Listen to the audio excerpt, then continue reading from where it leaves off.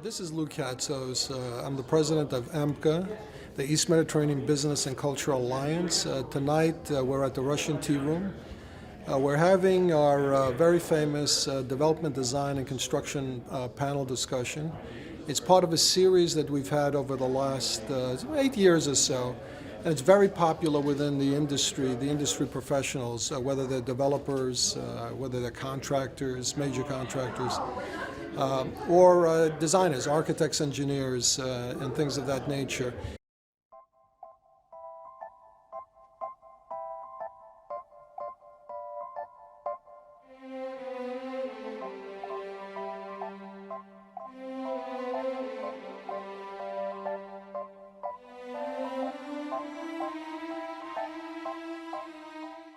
Tonight is a special evening. It's a little bit of a different event that we're having, although we're going to cover the same types of topics, which is what's happening now in the industry, in particular the major project industry. Tonight we're going to have this event in the honor and memory of Costas, who's a very well-known architect to the community, to our community, the major development, design, and construction community. Costas designed about 90 buildings or so. He's probably the foremost and most prolific architect in terms of high-rise buildings in the city. He transformed the skyline of New York City. He died about 3 months ago. We didn't want to have the event until after the family had the memorial for him, which was last month. So we're having our event in his honor. We're going to discuss some of his projects. And we'll then go into our typical topics that we discuss in the panel series. The panel is made up of leaders in the industry and also people that happen to have known Costas when he was alive and have worked with him. For example, I've known Costas, or I knew Costas for over 37 years, 38 years, and we did major work together over that period of time. We have the CEO and chairman of Red Apple, that's John Catsimatidis, who's on the panel. We have Brian Ahern, who's an architect, and he's the director of architecture for the Beechwood Organization. And he also worked in Costas Kondylis' office a few years ago. We have Badame, who's the president and COO of Tishman Construction, AECOM.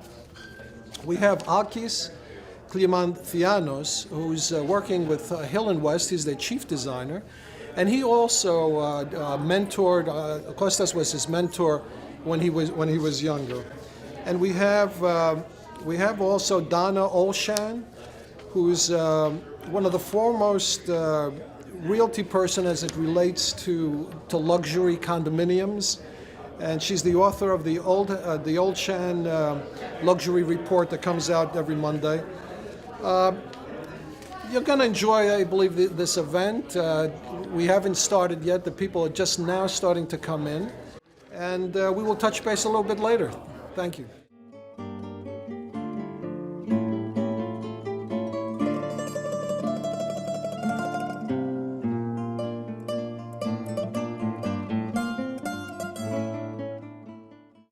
We actually decided to have this event in the honor and memory of Costas Kondylis, who was one of the most foremost architects in the city of New York, designed over 90 buildings, and really recreated the skyline.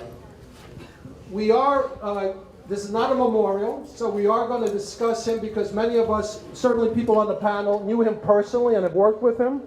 So we're going to discuss him a little bit, then we'll have our typical discussion on what's happening now in the industry.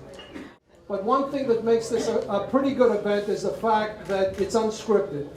So that's what you're going to get tonight, an unscripted event. Let me discuss a little bit about my personal relationship with Costas, who I knew for many years. I met him actually in must have been 1982. That's how far back it goes, when he was working for Philip Birnbaum, who at that time was one of the most foremost architects as it relates to what they used to call, and they still call in some circles, the developer's architect. And what was interesting about Philip is I remember meeting with him a few times because we were looking for architects to design buildings. And I would go to Philip's office and I'd say to Philip, we have a property and we'd like to perhaps use you as an architect. He'd say, where's the property located? So you gave him the location. He said, what is the approximate size of that property?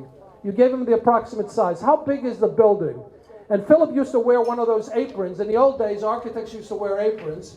And Philip would go into a bin and he would say, how big is the building? This big, etc. Philip would just roll out the thing. He says, well, here's a plan that's exactly like that. So Philip was a very well-known architect of his period. Obviously, he was a designer of many buildings.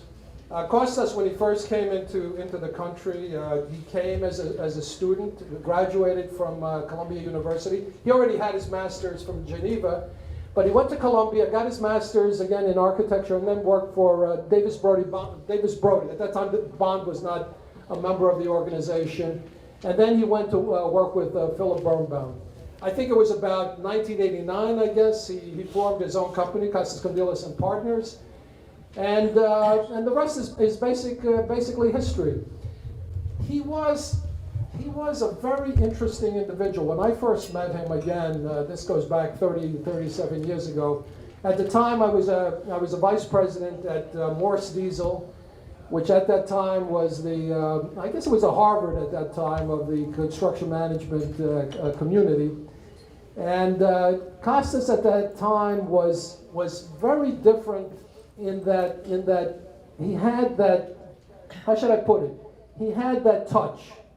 And he was a great architect. We worked together on a building at NYU in the early 80s. Like I said, about 1982 it was a graduate business dormitory. It was about 26 stories. And then over the years, I worked with Costas on different projects. I think the last one we did with Costas was the Atelier for the Moynihan Group. And then he had started, he was actually they were the architectural firms that had started what became 605 West 42nd Street. And that was around the early 2000s. We went into the hole, and then 2008 hit, and the project stopped. By the time the project stopped, Costas Kondinis, I guess, had dissolved that organization, and a new organization formed out of that with members that used to be in partnership, I think, with Costas at the particular time. So that's my memory of him. My memory of him is that he was a gentleman. He was dapper, handsome gentleman, and he listened. He listened to what you said, and he took his time after he met with a client, listening to the client, what the client wanted, and then a few weeks later, we'd come up with designs. I remember also with my architectural students at Cooper Union, because I was a professor there for about 25 years, I would bring my students to his design studio. And again, there's a lot of people who came out of that particular organization. So what I'd like to do, this is not a memorial. This is just, this event is in honor of him. And what's a better honor than to have professionals discuss the profession?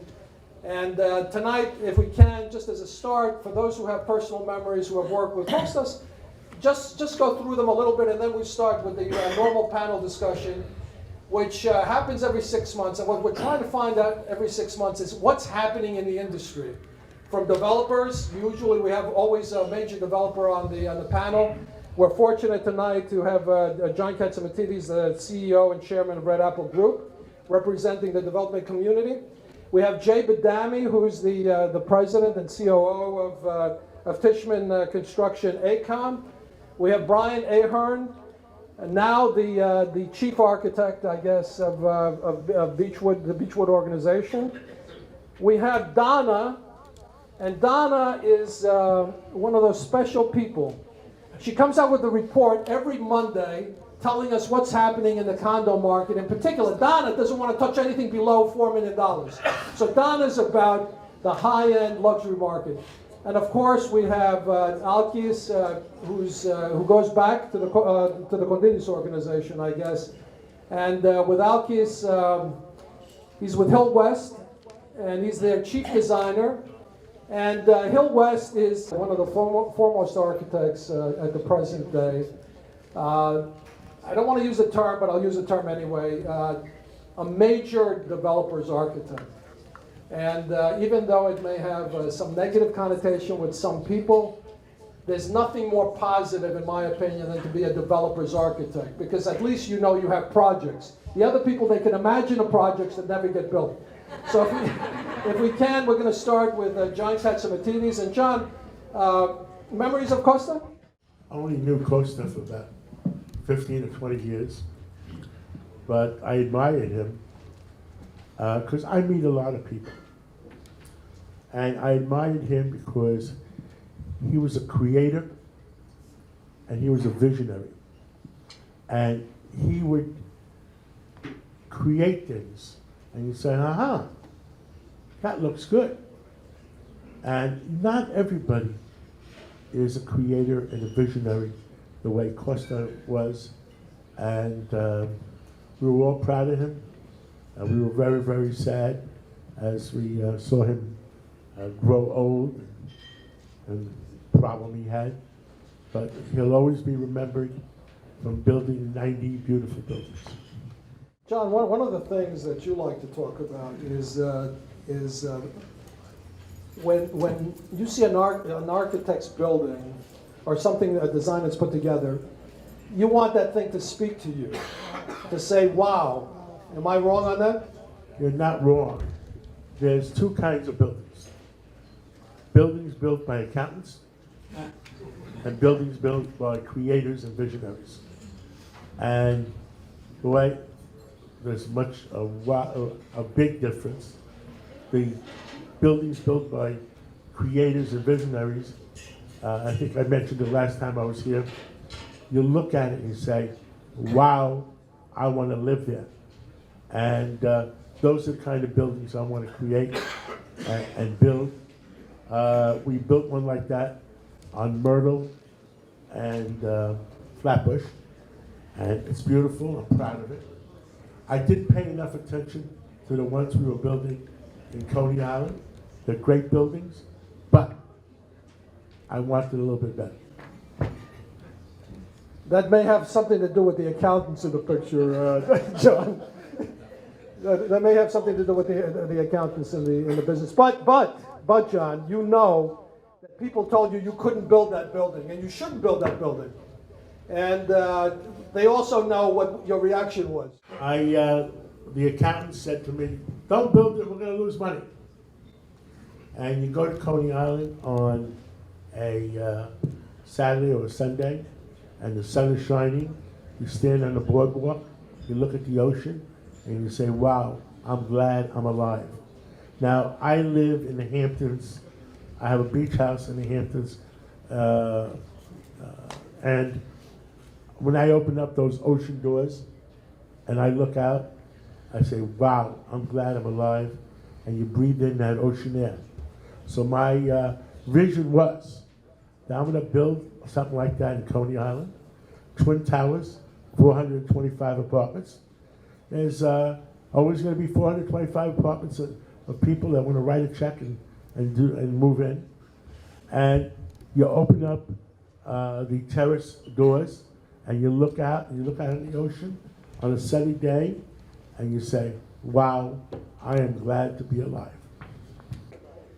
Jay, memories of Costas. So first of all, how many people in the room worked for Costas? Wow. Okay. Wow. I just want to get that out there that he was really the patriarch of residential construction, and at Tishman we did a lot of buildings for him. Too many to name, but one experience that I have, I ran the Jersey office for Tishman, and there was a client that we had. His name was Bore, and they were a developer locally. They owned New Brunswick. They owned a lot of office buildings, and they wanted to build an apartment building, a rental, which became a condo in New Brunswick. And they called us. They said, we're really tired of the New Jersey architects. There's a few here. Can you introduce us to some of your architects in New York? I think David remembers this very well.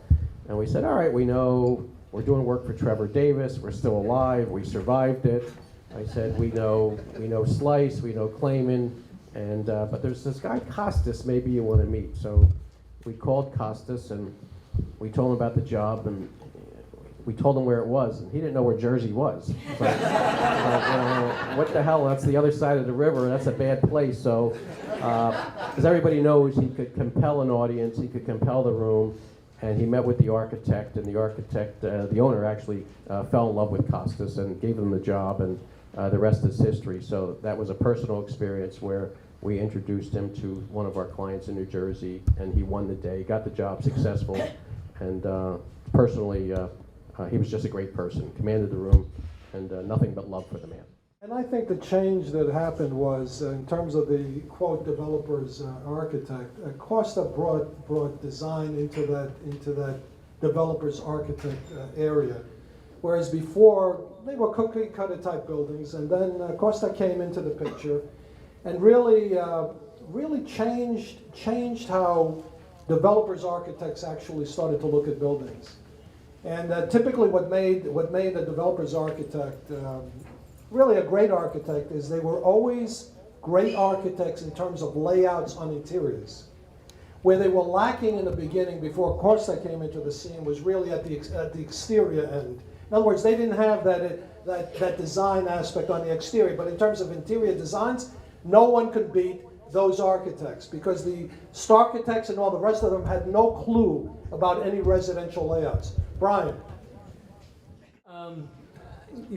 Both John and Jay have spoken about Costas, about how he was such a talented architect and a professional, and how seriously he took his profession. But what most people don't know is what he was like as outside of the office. And I worked for Costas for 10 years and a number of projects. But the past 15 years, while he was ill, I spent a lot of time with him. And he would invite my wife and I out to his house in the Hamptons.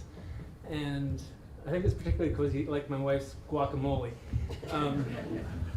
He made sure that she wasn't. But there was one weekend, there was one morning that he and I were both up early, and he said, "Hey, let's go for a drive." And so I got my car keys. He goes, "No, I'm going to drive."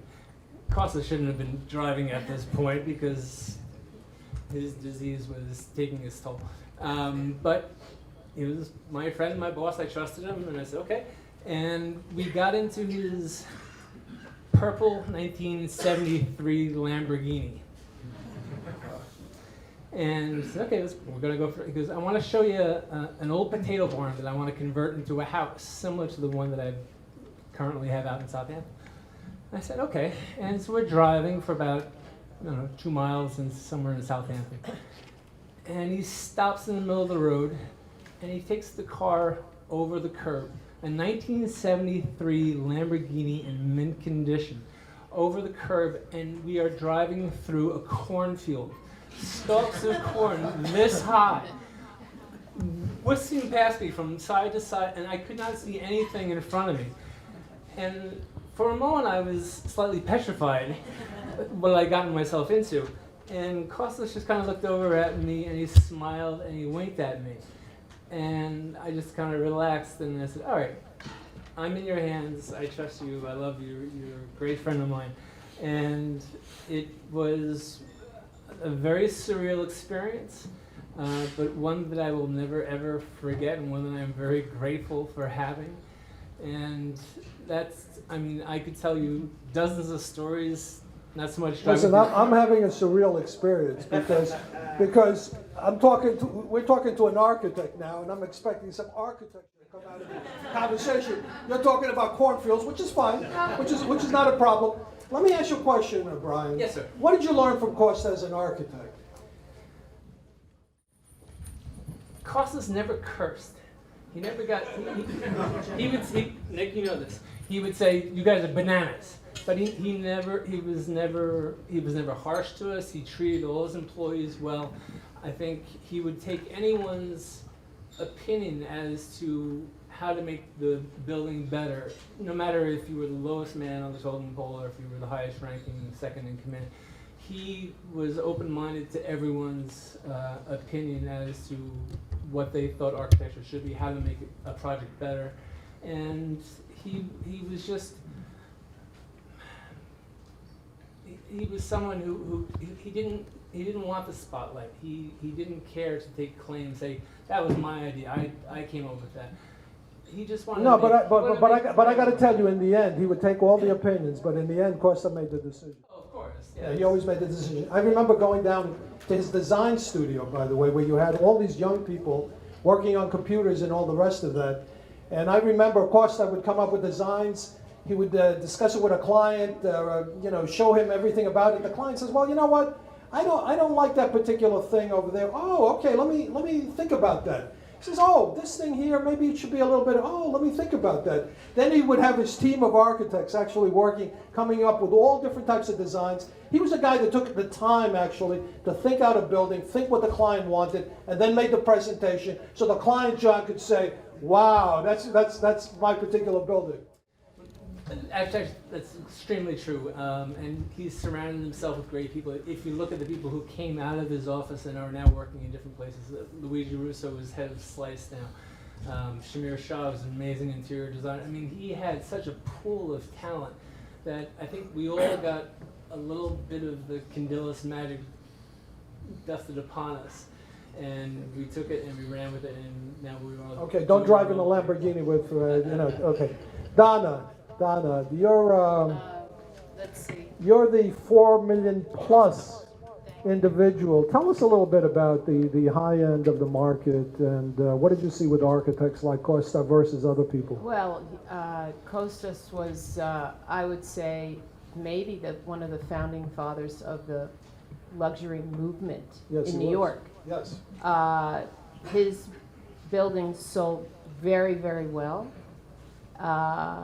They held up, which is another benchmark. How does the building hold up 5 years later, 10 years later, 15 and 20 years later? His buildings have held up really well. And there are certain buildings that he designed that when you go to the top and you see the view, the buyers actually become emotional. Yes. The view is so compelling, and how he's laid it out and designed it. And I would say one of them would be 240 Riverside Boulevard. It's, when you get to the top there, it's almost a religious experience for some people. It's so amazing, the view of the river and the park and the foothills of New Jersey. And then on the east side, he did 845 UN. And there, when you get way at the top, the helicopter views and over the UN. I mean, some of his buildings are quite compelling. And to this day, they have held up very, very well in the marketplace. Well, he was one of the architects who came out with the concept of design adding value. Right. Whereas before, when we were talking about developers, architects, people were looking at, as you would say, John, the accountants would be looking at the bottom line of how much they got a square foot and all the rest of it. But Costas' thing was to add value and to, in fact, make the numbers even higher than they would be. And you're absolutely correct. He was always very interested in what is the view. When someone's inside the apartment, not only the layout of the apartment, but when someone's inside the apartment, what are they actually looking at? And that obviously becomes very good. It's almost as if he had his own personal drone going, the way some of these apartments ended up. You know, that he would know what it was going to look like on that floor. I don't know how he did that or how he could see that, but it's intuitive, some of the things that he did. You have to almost walk through and understand how good it was. Also, I think it related to his background in terms of the various cultures that he lived in. As we all know, he came from Africa actually. Not too many people knew it, but he spoke Swahili, and went to Europe. So he had that air about him. He had that feel, that touch. When he walked into a room, people looked at him, quite frankly, and when he presented.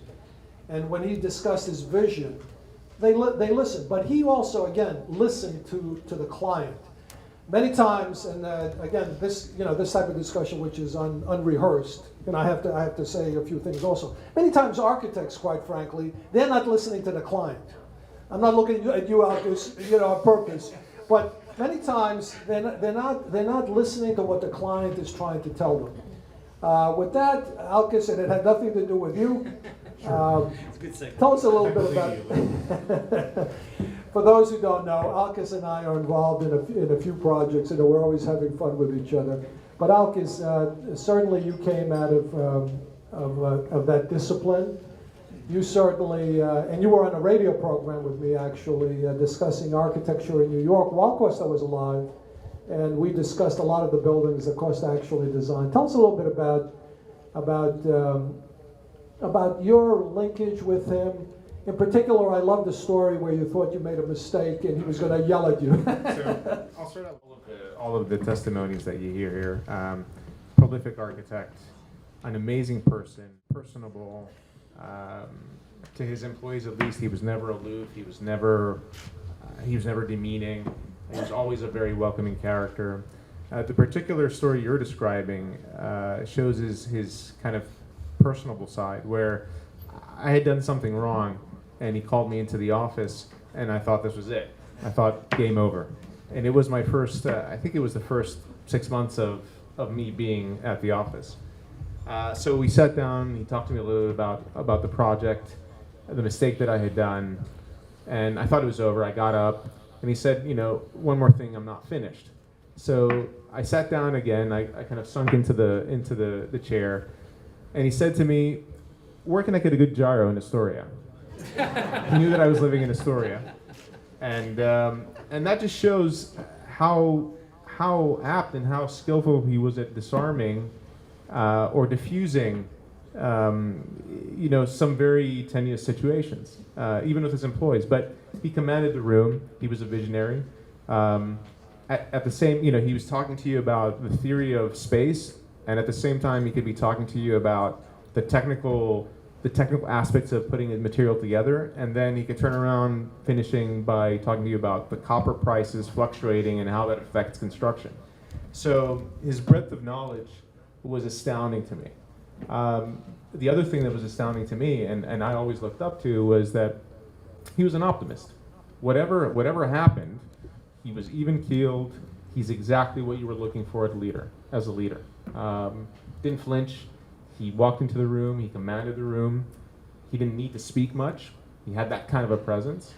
And when he spoke, it was the Bible. You knew that he was correct. He had kind of mulled over all the situations, took up all the opinions, and came out to the right decision. He was great at reading the room. He was great at understanding what the client wanted. And to your point, he knew how to take $1 and make it look like 10, right? Well, that's certainly correct. And in terms of the optimism, and when you received a call from Costa, when he called you, many times he would call me and he would say, "Lou, we've got to get together. We've got to discuss a project." He would always call me and ask questions about pricing and all the rest of that.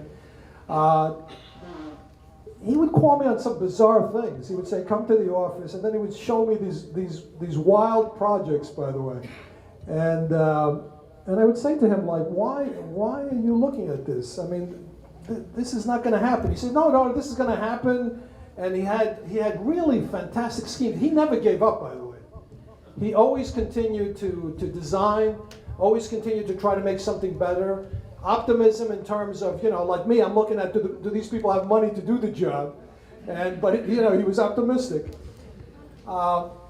Again, this is not a memorial to Costa. I did want to, it's not normal to the development, design, and construction panel discussion, but I thought it was very important for us to take a few minutes before this discussion to discuss someone who is a real legend in the industry.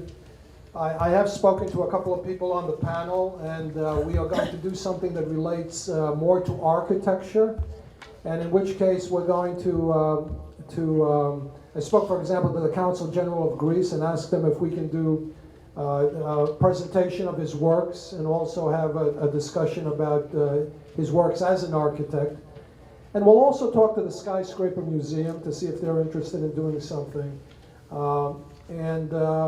I think we have to, many times in our industry, as Jay mentioned earlier, about people dropping, okay? So I looked at him and I said, hey, Jay, we're going to be dropping at some point also. We're the next generation of the people that are dropping. But I think it's extremely important for us not to forget those who came before us. And many times in our industry, we just forget about people who have done some very interesting and exciting things. And I did want to take the opportunity to do this particular panel discussion in his memory and his honor, because he made us all proud, quite frankly, and he helped many of us here in the industry.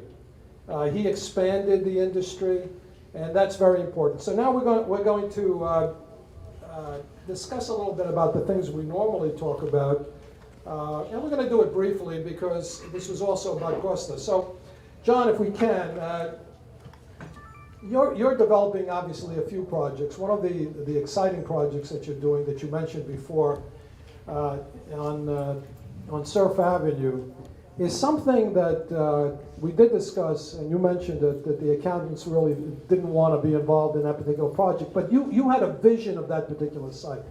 In other words, you imagined that site as being something of what it's actually becoming. And by the way, for the audience who doesn't know, Hill West, and Alkis in particular, was involved in the design of that particular job in Coney Island. Tell us a little bit about your thought process, John, and the accumulation of those properties, which is really almost a duplication of what you did on Myrtle Avenue. Because on Myrtle Avenue, you had all these properties, and then you systematically went project by project by project. Tell us a little bit about that thought process. Well, on Myrtle Avenue, we owned 3 city blocks, and when the recession hit, we were going to do it all in a couple of years, 2008, 2009. And when the recession hit, a lot of people stopped. So it said, instead of building them all at the same time, we're going to build them one at a time. Coney Island, we purchased about 6-7 years ago. And it was, like I said, it was beautiful land, right on the ocean. And it was an opportunity. You don't find ocean land ready to build like that. And I said I want a balcony on almost every apartment. I want floor to ceiling doors that open up into the ocean. And we want people to feel good about living on the ocean. And people would say to us, wow, you're trying to charge too much. You know what I said to them? Go back, work a little harder, get a better job, come back someday. Alkis, you were involved in that picture. Tell us how you felt as an architect when John kept looking at your design and said, I don't like this. Come back. I think that, no, but that's part of the process. I think that John coming back is part of the MO, and the collaboration, it underscores the collaboration between the architect and the visionaries of the visions of the developer. We thought it was an amazing site. We thought that every opportunity of value engineering that existed on the project was an opportunity to make the design better, simpler, but still remain as an icon for the waterfront. So we saw every time John would come back and say, give us his critique, it was an opportunity for us to up the design. Yeah, also what was happening is the original design was obviously too expensive, as always, Alkis. So one of the things that we were going back and forth on is making the project more cost effective. But what was interesting, John and Alkis, is the project actually came out better through that process of actually controlling the costs. Because then you started to look at every space. It was really a very interesting exercise that was taking place back and forth. Well, architects need parameters, right? I think that. Yeah, because if we don't give you parameters, you go wild. Absolutely. But it becomes if we don't have them, it becomes a graphic exercise, right? It becomes a design in a vacuum. So I think that architects like Costas, the better ones, are able to take the parameters and make something wondrous out of them. Right? No matter how many challenges and obstacles they might find within the design aspect of the project. John, tell us your thoughts in terms of St. Petersburg. And again, that's pretty exciting project that you're going to undertake. Tell us a little bit about that thought process, because that's also an amazing scenario. Well, St. Petersburg, I was in Florida 34 years ago. We bought Pantry Pride supermarkets from Ron Perlman, who bought Revlon. And Perlman had to close with us first because he needed our money to buy Revlon. And Chemical Bank in those days, they were lending him. Mike Milken came up with $1.4 billion. The price was going up $100 million a day, or every other day. $100 million used to be a lot of money. And it's not a lot of money anymore. And Chemical Bank was lending him $500 million, last in, first out. But first, he had to close with me and give him the initial equity to buy Pantry Pride, to buy Revlon. So we closed on him, and we bought 47 supermarkets, 40 shopping centers. And Florida in 1984 was the Wild Wild West. It was just the beginning. They had visionaries down there. The people that I dealt with was the Food Fair clan, Lou Stein, Sam Stein, and it was an adventure. And now, we sold out. We sold out. We made a lot of money on the supermarkets. We made, not so much on supermarkets. We made a lot of money in the real estate. And then we were out of Florida for about 15 years, 20 years. And we were going to St. Petersburg because my wife, Margot, her parents lived there. You know, the west coast of Florida is all the Midwesterners. The east coast of Florida is all New Yorkers, Boston, Philadelphia. They go to Palm Beach, Boca Raton. South America goes to Miami. And this opportunity came along. This opportunity came along because partners are arguing. There was 8 partners in this one parcel and one REIT, and they can never get along. They've been suing each other for 10 years. And me, I'm a peacemaker. I sat them all down on the same table. I made peace, and I wrote them a check. No asks about it. Just wrote them a check, and we could build 1,600,000 square feet. Will be the highest tower in St. Pete, Tampa area, and we're going to build a hotel attached to it. We're going to build condos. We have the option of building offices, and I'm having a problem with the accountants in my office. John, how are you finding the financial situation in terms of interest costs and things of that nature? What do you see in your mind? Well, I'm very close to Larry Kudlow, and I've been yelling at Larry in Washington about interest costs. With Secretary Mnuchin, I've been yelling at him too. And what happens is, we had our previous Fed chair kept interest rates artificially low. But what happened? It was wonderful. It was wonderful for the real estate industry, the real estate market, condo market, co-op market, whatever. A month ago, Jay Powell, the Fed chair, said, I'm raising rates, and I have only just begun. And holy cow, everything, the stock market takes a tumble, everything takes a tumble. And even Donald Trump, who was an old New York real estate guy, said, hey, you're crazy, better look at it again. Well, the Fed chair 2 days ago was at the Economic Club in New York, and he did a backward face, and he said, instead of saying what he said the previous one, that we have only just begun, he said, well, it looks like we're pretty much there we got inflation and interest rates balanced, and the stock market went up 600 points, which I feel that if you do something stupid at the Fed, they probably will raise another quarter point in December, but I think that'll be the last one. But if they keep raising rates, it's going to be very, very bad for the real estate industry. Thank you, John. Speaking of Donald Trump, many of you, of course, know that Costas was also mentioned as Donald Trump's architect. He was Trump's architect, and because of that, I also invited him to this event. I did send a letter to Trump. I did send a letter to Trump to come to the event. I did get a response. He's a little bit tied up right now. But as I was penning the letter, and I had to say it. An event at the Russian Tea Room. So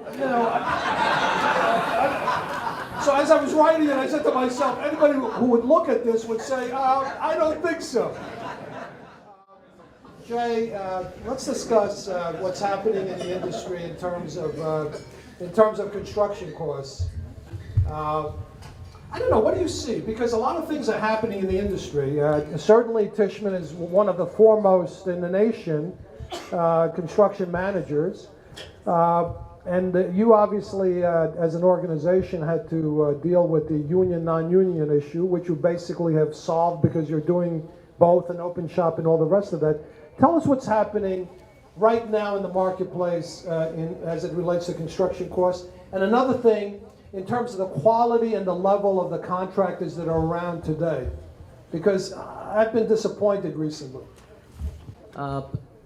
There's still work out there. I was talking to a good friend and a client, David Rothstein from Extel, the audience, and we were talking about that the market has really paused in New York, certainly as relates to the condo market. I don't think that's a secret. The company that I represent, we do office buildings. We just won JFK, which was a $7 billion job. So we have to make sure that all our eggs are not just in one basket. We have to be multidisciplined. The other group that reports to me is the Hunt Division, which AECOM purchased a few years ago. We're doing the Rams Stadium. So it's not just residential for us. I know this is a residential panel, but Yes. But any company that is really just strictly in one market, certainly on the construction side, will have issues. So I'm seeing a lot of resumes coming to my attention from my competitors who have put all their eggs in the residential market.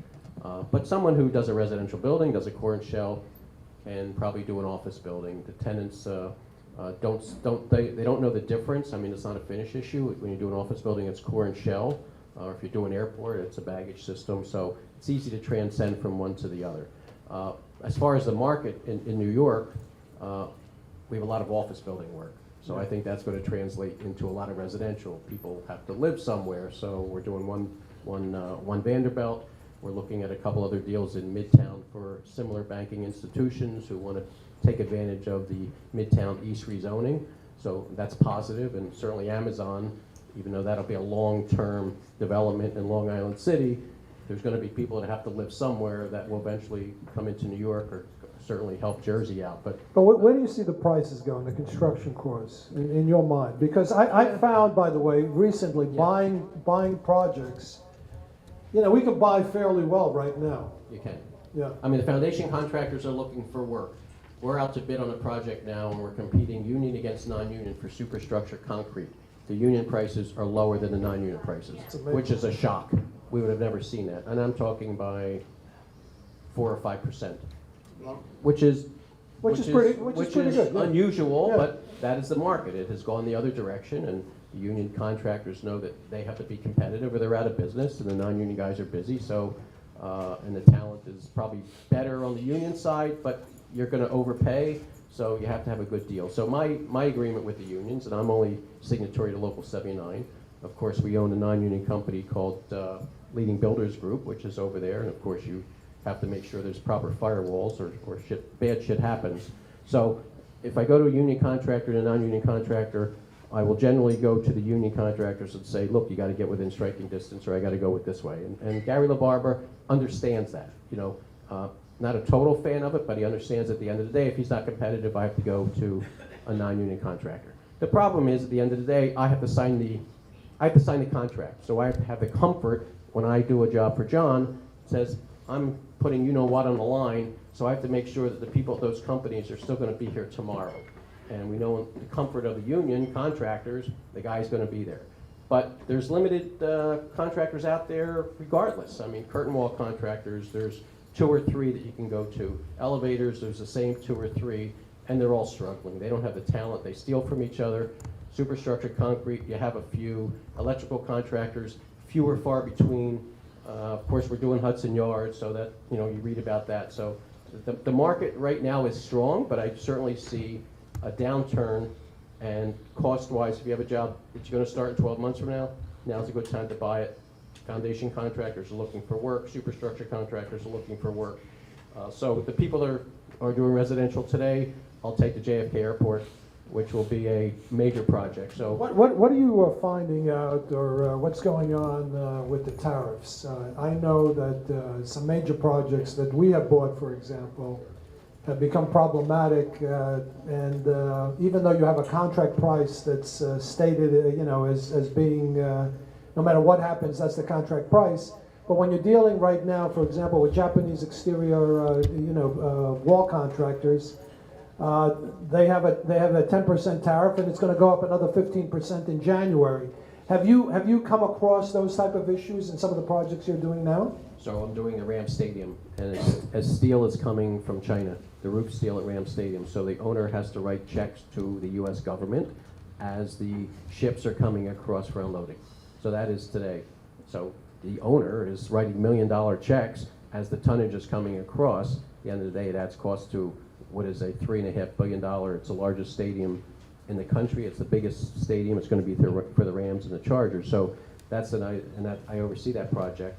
So that's where an owner, I don't have that. I don't own that. I didn't buy that because overbuy it. You know, contractors, how do you price it? So it was an exclusion in my GMP. Turner is my joint venture partner there, but that owner is writing the checks to the government. So at the end of the year, if the tariffs stop, then he saves money. But by that time, all the steel would have been shipped from China for that roof. Are there tariffs now? Then Oh, yes, they're paying, yes, John. that owner is writing checks Yeah. as the steel is coming across. Yeah. On the curtain wall, John, it went up 10% on material that's coming in. And in January, it goes up another 15%. That's 25%. Not on all elements, but on some of the elements of the exterior wall. Donna, we heard the word Amazon, and you were on a panel. You were on a panel with us, and you called it here. So tell us about what you called, and what are you seeing now? So I think this is why Lou brought me back. That's exactly right.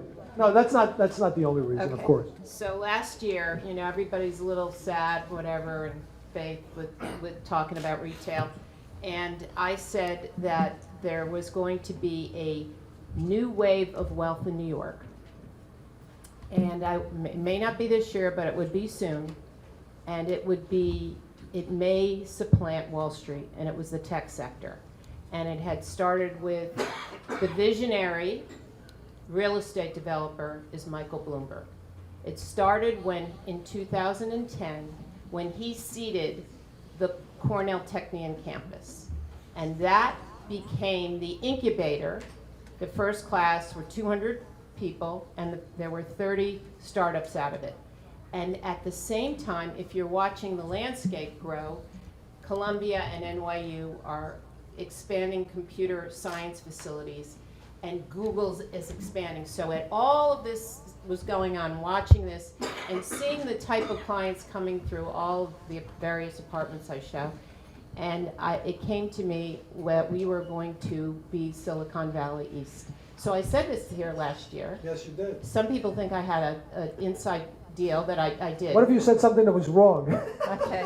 But anyway, it came true. Yeah. And Google will continue to expand. Amazon will expand. There will be a big cybersecurity group in New York.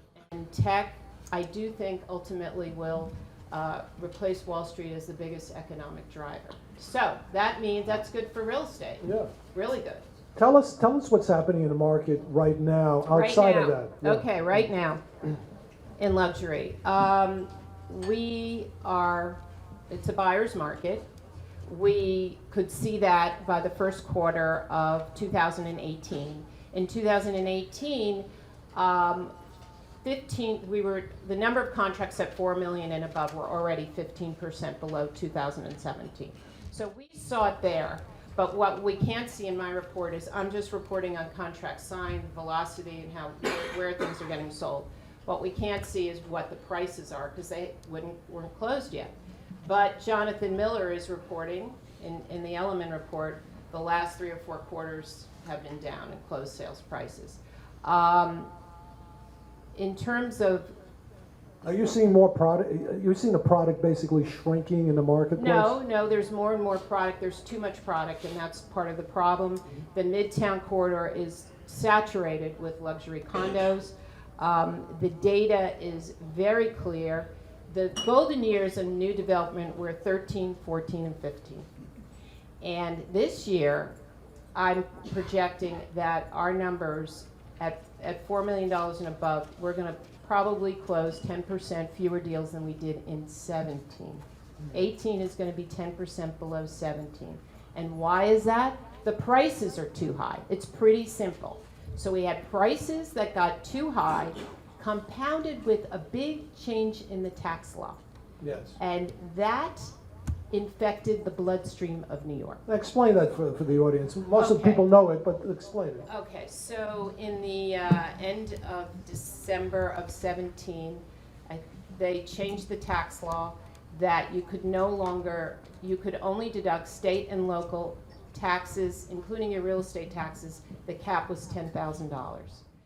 In New York City, our luxury buyers, all have 6 or 7 figures in state and local taxes. Forget the real estate taxes. That's what they have as income. So they no longer have the ability to deduct it. And that really seeped into the bloodstream. And the buyers then started to put the brakes on and evaluate what's their net dollars, where's this all going? And that was the tipping point. And we continue to go down. Now, when I evaluate the data, the 13, 14, 15 data, and I look at new condos, once these luxury developers started to push above the $2,800 and above mark, that's when you also started to see the market go down. There is a threshold where it can go, and it can't go any higher. And people started to put prices on that are too high.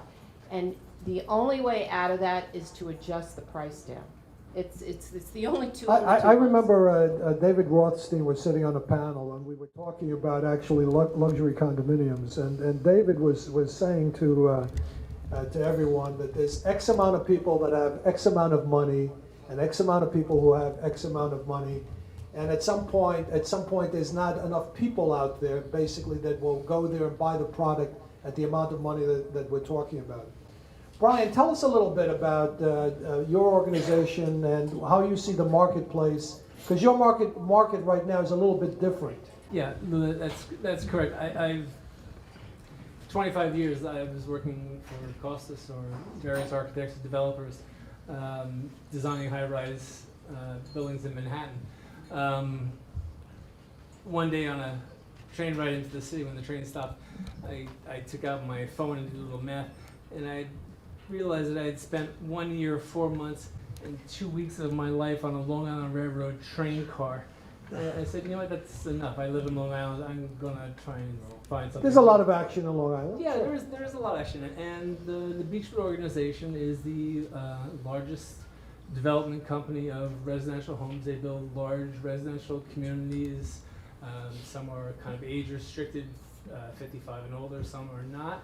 By the way, that age restricted stuff, we were talking about us dropping dead and all the rest of that. However, I will say that as the population gets older, that stuff becomes like very interesting market to get involved in. It is a very interesting market because there are a lot of people who live on Long Island who have lived there all their lives. Their children are grown, they've left, and they no longer want to be able to have to go out and shovel their driveway and cut their lawns. So they go into these communities where all these amenities are taken care of, and they have swimming pool, and they have, club rooms, and they can play, Texas Hold'em and all this kind of great stuff. So there is an untapped market. Well, I don't want to say an untapped market because I don't think my boss wants everyone to know our secret weapon. I think those people who are involved in that particular scenario are going to do very well, and they're doing very well right now. Yes, they are. They're doing very well. Taxes for them are very low. Prices for the homes that they're buying are not terribly expensive. What do you define as that? What's the average home sale? I would say somewhere between 800,000 to $1.5 million would be on the high end. Depends on. We're doing some stuff out in Southampton. We're doing some stuff out in Westbury, and we're actually starting to dip our toe into apartment buildings. Long Island Nassau County won't allow you to build more than a 80-foot tall tower, so we have a couple of 7-story residential apartment buildings on the boards, and they just completed one 9 months ago, and they are actually getting New York City rents for their. And this is in Westbury. The building is called the Vanderbilt. Wants to write that Well, down. we're seeing a lot of development, design, and construction activities all over, all over the city and in Long Island, as you say, in New Jersey, and there's only so much people can afford, quite frankly, and people have to go somewhere. And Hill West, actually, if you can, Alkis, just grab the mic a second. You're doing projects in locations that you never would have thought you would be building, the type of buildings that you're building. We're doing a few projects out in the periphery. So to again underscore all the points here, not everybody makes six figures in salary. The demographic is changing. You get a lot of millennials who can't afford the city anymore. You're getting empty nesters. And they are looking at other locations such as New Rochelle, Yonkers, White Plains, Jersey City, which is a huge hotspot at the moment. So we're getting this kind of urban suburban living. We are looking at some projects in that kind of environment. Especially New Rochelle and Yonkers, all of those areas. I think it's part of their viability to start embracing development. So the land acquisition is low, taxes are low, it's near train stations. So all of that makes it a really good catchment area for people that want to leave the city or have to leave the city, and also be 30 minutes away from the city. So with all the tech stuff that's going to be happening, I think those areas in the periphery are a lot more lucrative, and the profit margins for the developers are a lot higher, right? Yeah. Because the land acquisition is so low. You had mentioned that you're in Long Island City, Astoria, and the gyro that Costas told you or asked you, where do you get the great gyro? But speaking to Amazon, when that was announced, all of a sudden, there was a downturn in the Long Island City market. All of a sudden, everything took a reversal. And actually, prices are going up. I mean, some of the, for example, one of the major projects that you're involved in, which is over 800 condominium units, they actually shut down the sales and actually are raising the prices, by about 15% right now. And that's it. And the building, by the way, is only on the 5th floor, and it's like 67 floors.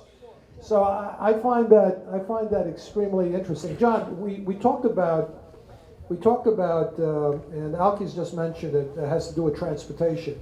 And let's discuss a little bit about infrastructure and transportation. One of the issues that you were facing also in Coney Island is the transportation issue, where the project is located. What is the thought process in terms of getting people around from that area? Well, you have to be. Like we said, you have to be creative, innovative. We have beautiful beachfront property, but it's 8 blocks away from the subway. So I have envisioned Coney Island. We're going to have our own trolley, just like the San Francisco trolley, and it's going to go up and down Surf Avenue, and it'll play Coney Island music. and it'll take you to the subway, and it'll take you for a Nathan's Frankfurter. And the other thing we're doing, and we're in the process of doing now, is creating a high-speed ferry to take you to Wall Street and to take you to Midtown Manhattan in 35 minutes.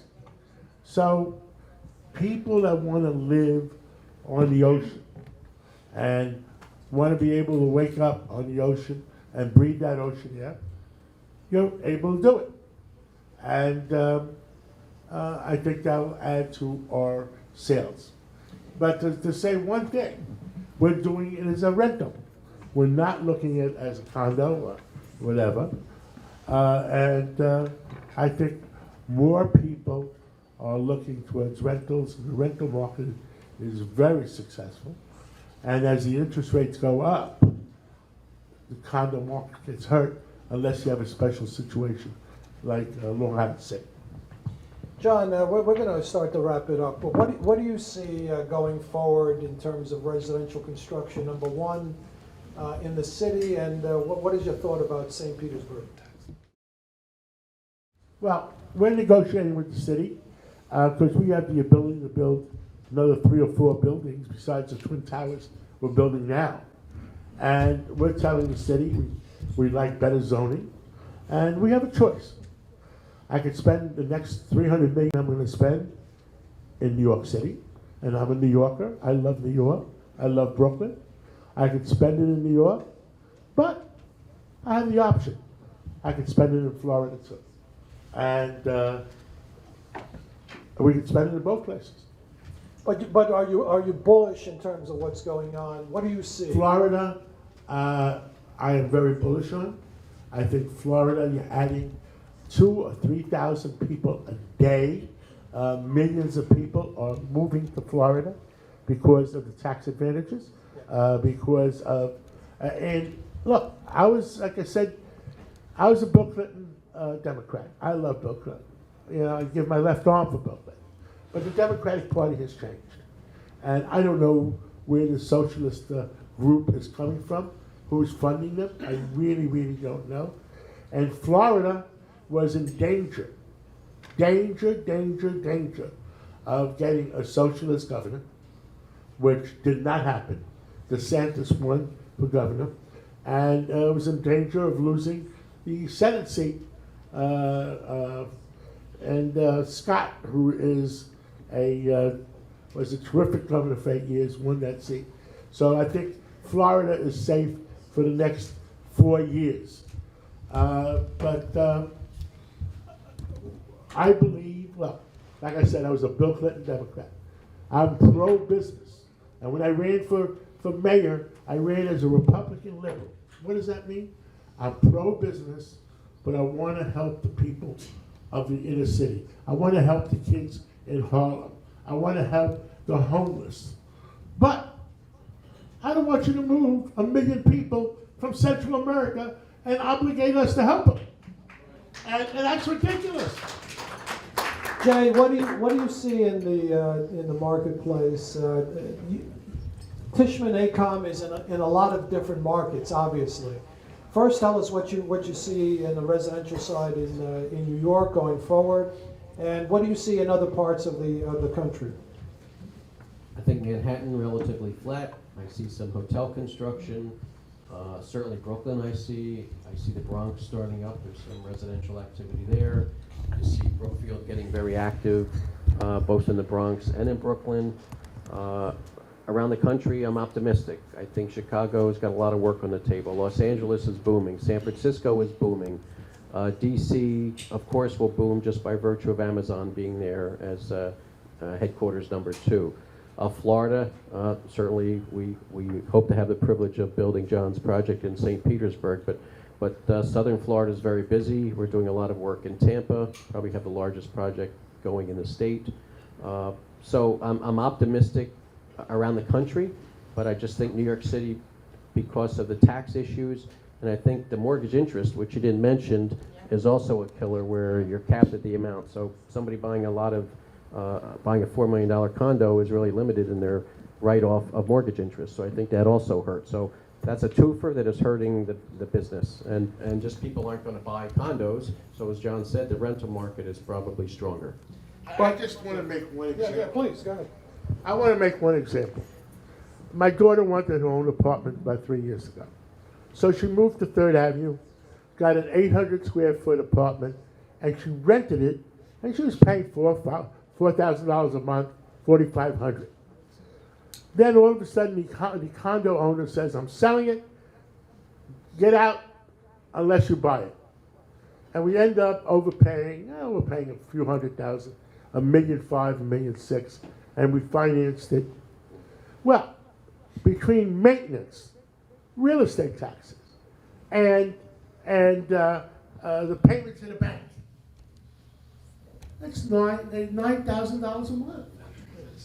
Where she was paying rent for $4,500. Okay? You know, give me a break. Take your choice. And the days when we were growing up, 10, 20 years ago, you could buy an apartment for $300,000, $400,000, $500,000 and sell it in 5 years for double. So you were justified. Well, guys, that's not going to happen. So you have two types of buyers.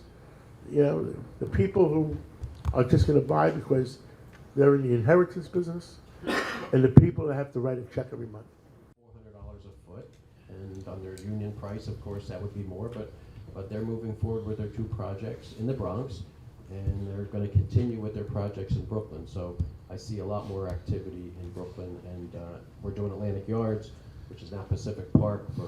It was Greenland, it was Ratner, and now Greenland is selling multiple sites. We're doing work for Dan Brodsky there, and he's looking to take more control. I think TF Cornerstone took one or two of the sites. So the other thing is a lot of the foreign investors are pulling back. Greenland, by example.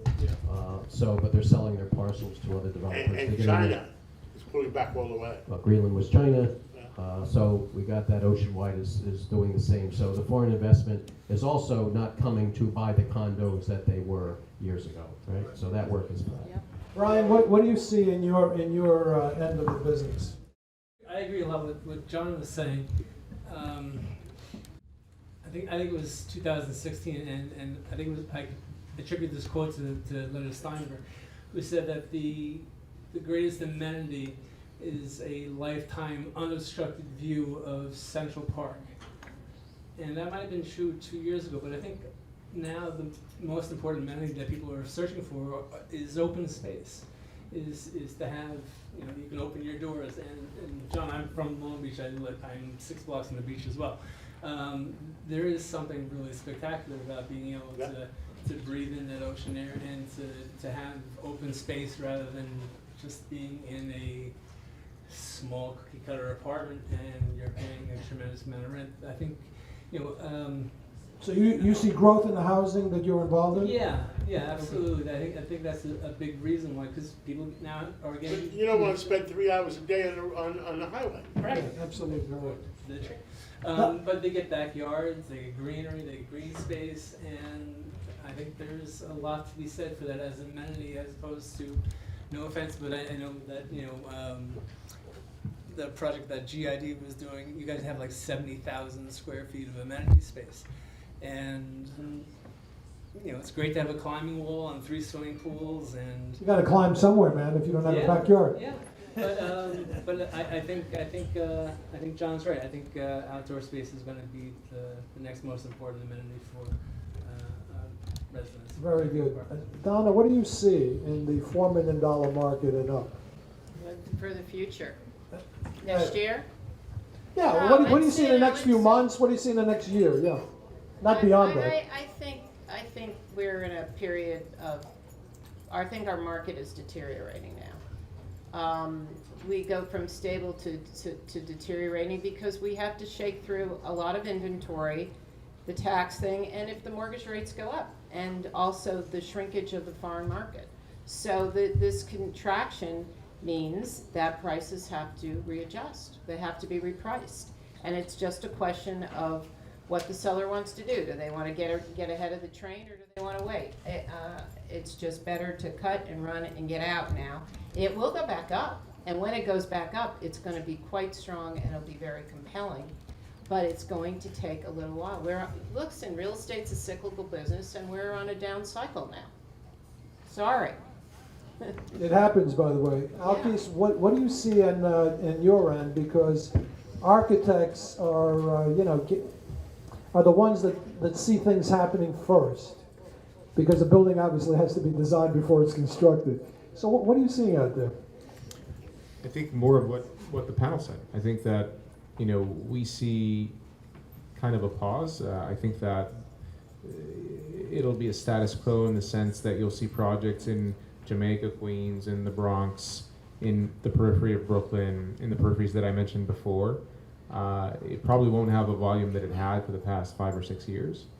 I do think I am a little bit more bullish than the rest.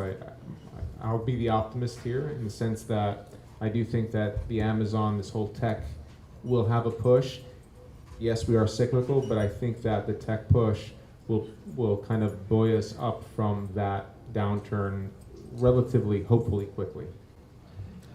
I agree with you, Donna, in terms of all these tax issues that are becoming a problem for New Yorkers. But if we can get past that, I can see what Alkis basically is talking about also. I think the tech. I think he's absolutely right. I think tech will create a strong rebound, and we will come out of it. And I think that I think California, the tech companies have to reevaluate whether they want to develop in California.